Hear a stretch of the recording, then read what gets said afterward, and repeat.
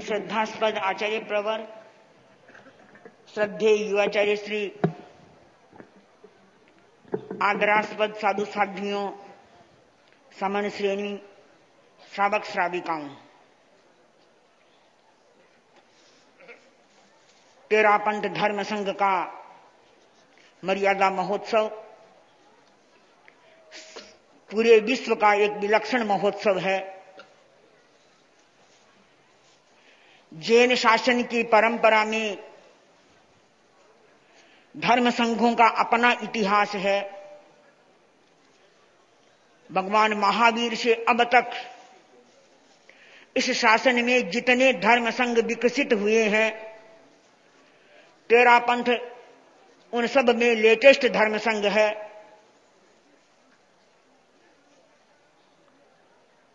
लेकिन सब धर्म संघों में तेरापंथ की एक पहचान है, तेरापंथ का वर्चस्व है। इसका क्या कारण है?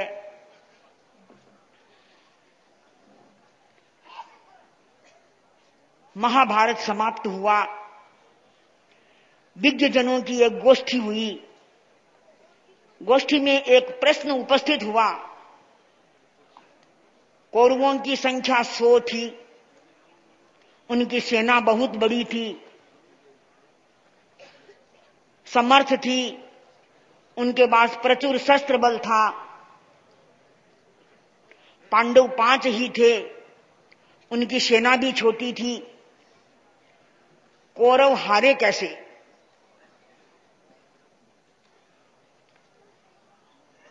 प्रश्न सुनकर सब मौन हो गए। थोड़ी देर बाद प्रश्न का उत्तर आया। कौरव उद्दंड थे, महत्वाकांक्षी थे।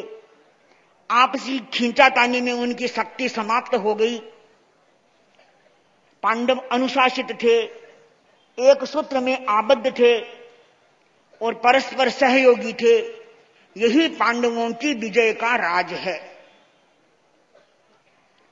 मुझे भी ऐसा ही प्रतीत होता है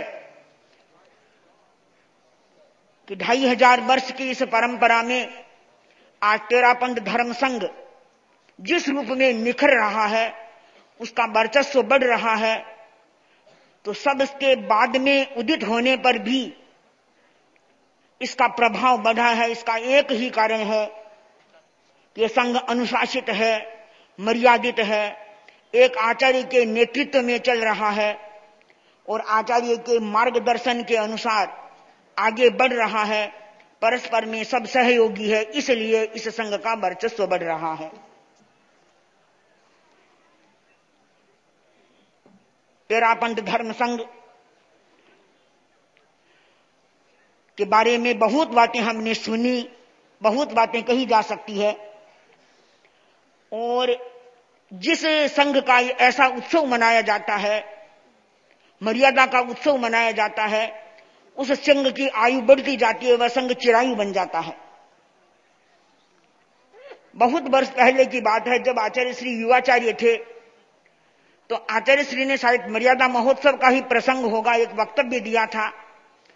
तेरापंथ की जन्म कुंडली बताई थी। यद्यपि मुझे ज्योतिष का कोई ज्ञान नहीं है और मेरी ज्योतिष में रुचि भी नहीं है, आपको आश्चर्य होगा कि शायद मैंने आज तक किसी को अपनी जन्म कुंडली नहीं दिखाई। लेकिन तेरापंथ की जन्म कुंडली किसी ने देखी होगी। उसके आधार पर आचार्य वर ने फरमाया था कि तेरापंथ की जन्म कुंडली के अनुसार सूर्य आचार्य के घर में है, इसलिए संघ में आचार निष्ठा है, जो कि संघ का प्राण है।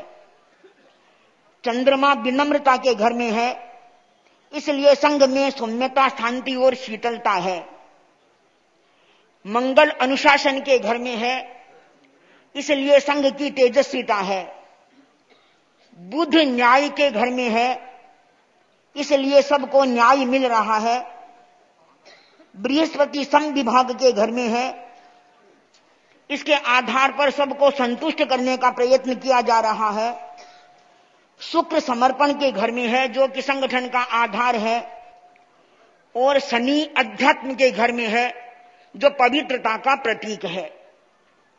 यानी हमें कोई पूछे कि तेरा पंथ क्या है, तो हम एक वाक्य में यह परिभाषा कर सकते हैं कि जहां अध्यात्म, समर्पण, समविभाग, न्याय, अनुशासन, विनय और आचार की मूल्यवत्ता है, बस वही तेरा पंथ है।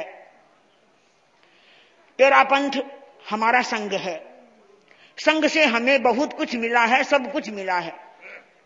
तो हमारा भी दायित्व है कि हम लोग संघ के लिए कुछ करें। संघ का जितना विकास होगा, हमारा विकास स्वतः फलित हो जाएगा। भारत रत्न डॉक्टर विश्वेश्वरैया ने विकास की एक चतुष्टयी प्रस्तुत करते हुए कहा, जिस संगठन के लोग कठिन श्रम करते हैं, पहला सूत्र कठिन श्रम करते हैं, दूसरा सूत्र नियोजित रूप में काम करते हैं, तीसरा सूत्र अपनी कार्य क्षमता या दक्षता को बढ़ाते रहते हैं, और चौथा सूत्र सेवा एवं सौजन्य का वातावरण बनाए रखते हैं, उस संगठन में विकास सहज रूप में फलित होता है।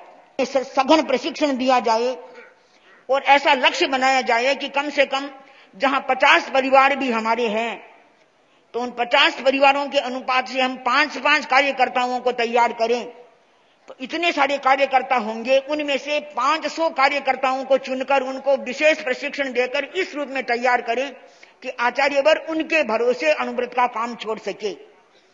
और हमारे परिवारों में अनुव्रत की दृष्टि से व्यसन मुक्ति, विद्यार्थियों में शाकाहार और भ्रष्टाचार विरोधी वातावरण का निर्माण करना भी आवश्यक है। अब तीसरा बिंदु है प्रेक्षाध्यान। तो प्रेक्षाध्यान में प्रेक्षा थेरेपी के रूप में प्रेक्षाध्यान को प्रस्तुत किया जाए। इसमें शारीरिक दृष्टि से जागरूकता बढ़े, हैप्पीनेस का, प्रसन्नता का विकास हो, हम सब स्वयं प्रसन्न रहे, दूसरों को प्रसन्न रहने की कला सिखाएं और अपने आवेगों, संवेगों पर कंट्रोल करने की का प्रशिक्षण प्राप्त करके स्वयं अपने इमोशंस पर कंट्रोल करें और दूसरों को भी ये प्रशिक्षण देते रहें। अब तीसरा बिंदु है जीवन विज्ञान। तो जीवन विज्ञान की दृष्टि से भी हमें बहुत कुछ सोचना है, सोचा जा सकता है। जहां तक मुझे जानकारी मिली है, हमारे समाज में 250 लगभग तेरापंथी स्कूल है। तो उन सब स्कूलों की एक पहचान होनी जरूरी है, और एक पहचान के लिए आवश्यक है कि सब स्कूलों का नाम भी एक हो।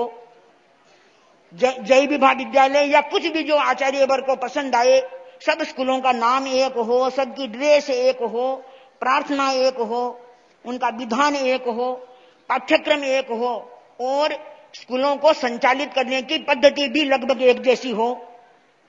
और यह भी हम लक्ष्य बनाएं कि प्रति वर्ष 50 स्कूलों को जीवन विज्ञान का 50 स्कूलों में जीवन विज्ञान का उच्च स्तरीय प्रशिक्षण लागू करें। अगर इस क्रम से हम काम करेंगे तो मुझे ऐसा लगता है कि एक वर्ष में एक नई शुरुआत हो सकती है, नई क्रांति का सूत्रपात हो सकता है। क्योंकि राजतंत्र का एक नियम है, अलब्ध लाभादि चतुष्टयम राजतंत्रम। उसमें 4 बातें हैं, अलब्ध का लाभ, लब्ध की रक्षा, रक्षित का संवर्धन और रक्षित सदस्यों की उचित कार्यों में नियुक्ति। तो यह सब आचार्यवर और युवाचार्य इस दृष्टि से जो कार्य योजना, जो उपक्रम समाज के सामने, साधु साधियों के सामने प्रस्तुत करेंगे, हम उसके अनुसार अपने अपने लक्ष्य निर्धारित कर काम करने की दिशा में आगे बढ़े। यद्यपि सब सिंहाड़ों की स्थिति समान नहीं होती, सबके पास काम करने वाले भी समान नहीं है, फिर भी हमारे पास जितनी शक्ति है हम उस शक्ति का उपयोग कर अपनी साधना को बढ़ाएं और अपने संघ की तेजस्विता को, संघ की शक्ति संपन्नता को और अधिक बढ़ाएं। तो निश्चित रूप से यह मर्यादा महोत्सव हमारे लिए, हमारे धर्म संघ के लिए और अधिक उपयोगी हो सकता है। इसी मंगल भावना।